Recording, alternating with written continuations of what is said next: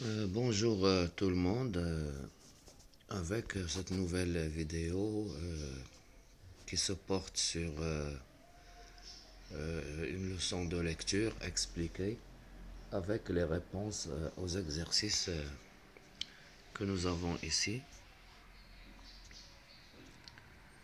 L'exercice 1, 2, 3, 4, 5, 6, 7, 8 et 9. Alors d'abord, je lis le texte Le poil de la moustache du tigre. La page 58 et la page 59. Et la page 59, c'est pour les cinquièmes années. C'est le livre Croquefeuille CM2. Le poil de la moustache du tigre. De retour de guerre, le mari de Yonok ne veut plus travailler ni parler à personne.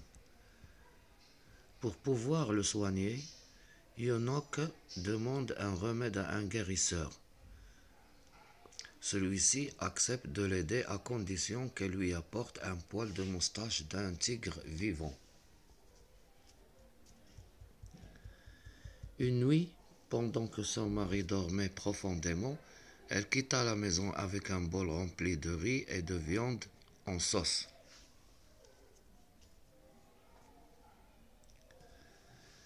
Elle prit la direction de la montagne, là où le tigre vivait. Elle déposa le bol le long du sentier, suffisamment loin de la tanière. Puis elle appela l'animal pour qu'elle vienne manger. Mais le tigre ne daigna pas se déplacer. La nuit suivante, Yonok retourna dans la montagne et cette fois, elle se rapprocha de la tanière. À nouveau, elle déposa sur le sentier un bol de nourriture encore plus parfumé.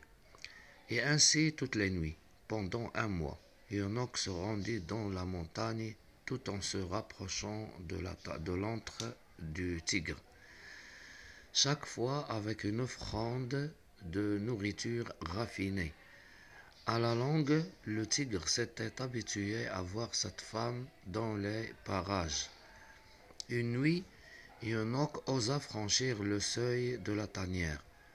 Le fauve était là, mais il la laissa faire sans rugir. Le lendemain, lorsque Yonok revint à la nuit tombée, le tigre l'attendait devant son antre. Tous deux se regardèrent longuement à la faveur du clair de lune, sans bouger. La nuit suivante, la femme et l'animal se tinrent tout près l'un de l'autre, et pour la première fois, Yonok se mit à parler au tigre d'une voix si douce que même la lune se pencha pour l'écouter. Des nuits plus tard, le tigre accepta de manger la nourriture que Yonok lui avait apportée tout en ne la quittant pas des yeux. Lorsque Yonok y retourna le lendemain soir, elle trouva le fauve qui l'attendait sur le chemin.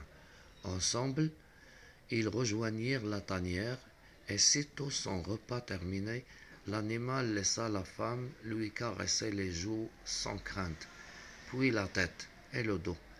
6 mois avaient maintenant passé depuis la première apparition de Yonok dans la montagne.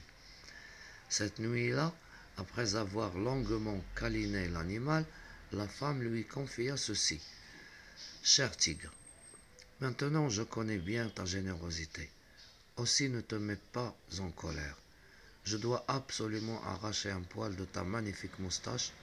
Ce n'est rien pour toi, mais pour moi, c'est beaucoup. Et Yonok joignit le geste à la parole. Le tigre laissa faire son ami sans broncher. Tout heureuse, la jeune femme partit en courant sur le chemin, tenant bien serré entre ses doigts son précieux butin. Le lendemain, à la première heure, elle se rendit à la sortie de la ville, chez le guérisseur. Dès qu'il eut ouvert sa porte, elle lui tendit triomphalement le poil de la moustache de tigre en s'écriant « Tenez, j'ai réussi. Concoctez-moi tout de suite le remède que vous m'avez promis. » Le vieil herboriste examina attentivement le poil à la lueur d'une bougie. Par ma barbe, c'est bien du poil de tigre. Sans hésiter, il le brûla à la flamme de la bougie. Mais vous êtes fou, hurla Yonok. Tout ça pour ça.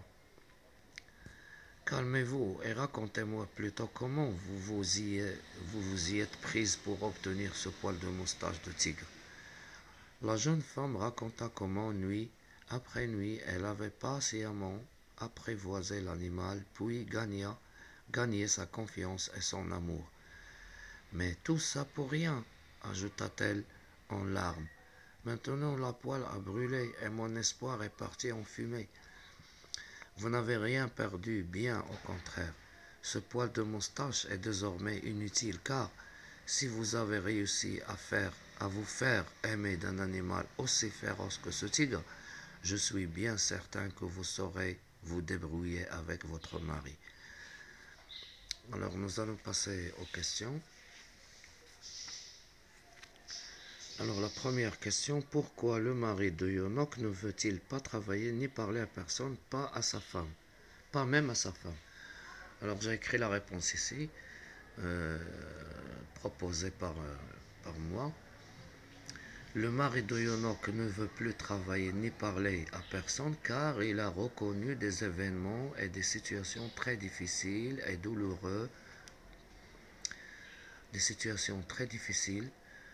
douloureuses, pardonnez-moi ici.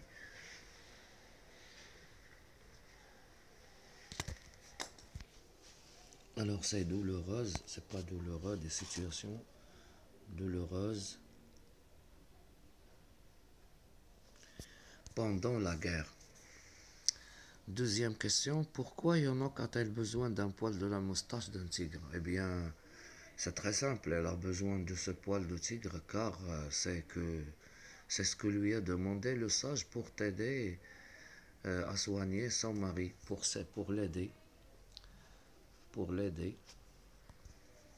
à soigner son mari.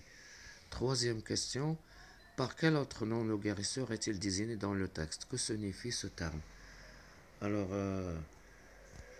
le sage est désigné par le mot herboriste. Alors, c'est quoi herboriste? C'est Achab. Ça veut dire c'est celui qui guérit les autres avec des plantes.